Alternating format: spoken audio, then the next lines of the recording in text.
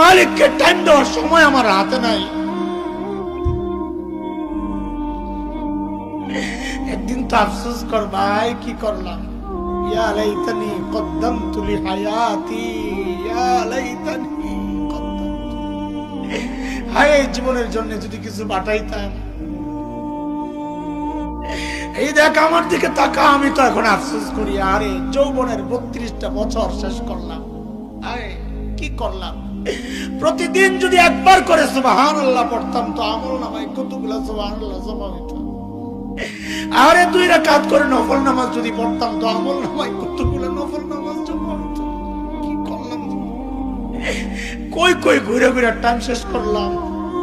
এখন তো আফসোস লাগে যখন আয়নায় দেখি দাড়ি ভাইকা সাদা হয়ে গেছে, যখন দেখে চুল সাদা হয়ে গেছে, বুঝি আরে টাইম তো শেষ, টাইম তো শেষ। ডাক তো এসে পড়বে যে কোনো মুহূর্তে। আই কি করলাম, আরে ভাই আমার মালিককে টাইম দাও, মালিককে টাইম দাও, ফালতু সময় খাইও না, নষ্ট করো না। আফসোস করতে হবে হাসরের মাঠে যে হায় এই টাইম কেন নষ্ট করলাম, কেন নষ্ট করলাম।